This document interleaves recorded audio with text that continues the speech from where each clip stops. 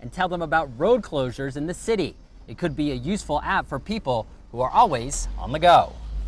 My colleague Andy Madison joins me now. Andy. That's right, Chris. Well, when you have findings going back as far as 1993, a lot of people in the Carolina community, both current and former students, were anticipating this report. And food and rice are just some of the items that are available at the food pantry. At Equality NC behind me, one of several groups that has challenged North Carolina's ban on same-sex marriage since amendment of this investigation. Andy. Anthony, what I can tell you is that the Durham Police and the Durham Public Schools are investigating this incident. The UNC community hopes Weinstein's report will be the end of all investigations at Chapel Hill. Willie Womble walked out of a Yanceyville prison Friday and into the welcoming arms of his family. For the first time since the 70s, Womble was a free man. Blessed to be out here. I'm glad it's over with. Amen. Convicted of first-degree murder for the shooting death of a convenience store clerk in Butner, Womble was sentenced to life in prison in 1976, along with Joseph Perry.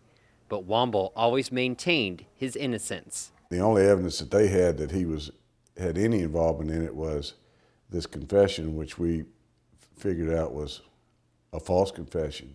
Attorney Tom Burnett was in the courtroom Friday when a judge ordered Womble released. He says Womble had been coerced into making a false confession by police.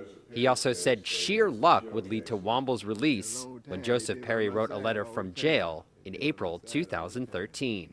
Joseph Perry wrote a lengthy letter to the North Carolina Innocence Inquiry Commission explaining to them what had happened and said that Willie Womble had absolutely nothing to do with this crime.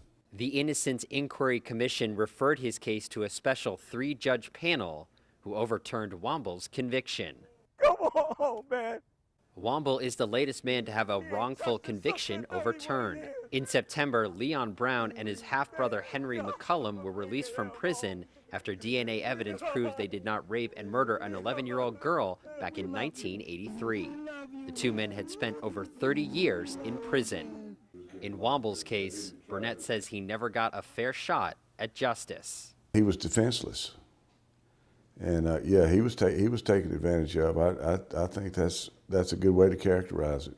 Justice was finally delivered Friday. Since I was 12 years old, it's the first time I'd be able to walk the street side by side with my brother. Andy Madison, Time Warner Cable News. It's a sign that has gotten a lot of attention on social media this week. Posted at the entrance to the club Kings and Neptunes, co-owner Paul Seiler says it's been there for 2 months. No one is barred, no ban. The sign simply says that all military personnel must give full information, addresses, where they're from in order to enter. Seiler said the sign was put up after an incident during the summer where a group of people believed to be soldiers damaged property near the club and smashed some car windows parked downtown. Some feel the sign unfairly targets the military community. Michael Ruiz owns the London Bridge Pub in Raleigh and is also a veteran.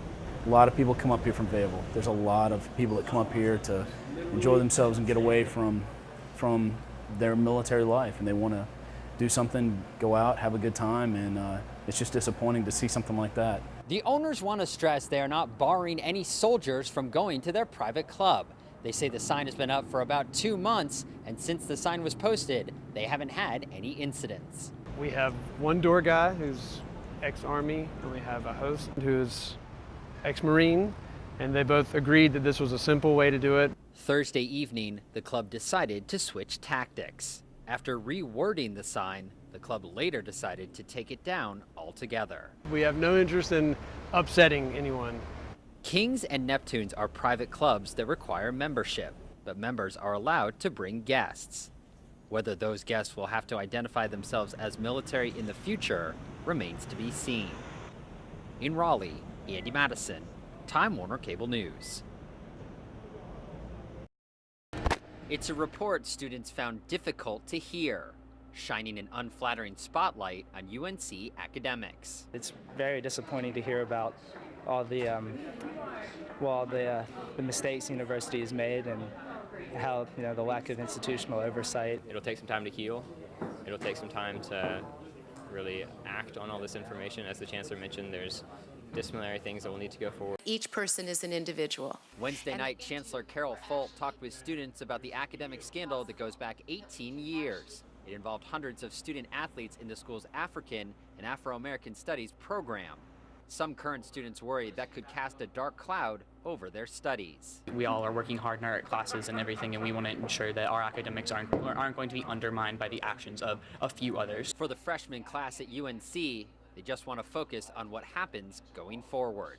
I think the university's moving in the right direction. I have a lot of faith in the athletic department and the university on what they're going to be doing, what they have already done to correct the mistakes that have been made. Like Bubba mentioned, that they are working with the NCAA to let the NCAA basically know that this athletes here now we're not a part of this. This ended almost 4 years ago.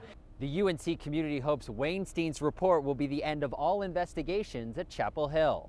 Now the school waits to see if it will face any discipline from the NCAA. At UNC Chapel Hill, Andy Madison, Time Warner Cable News.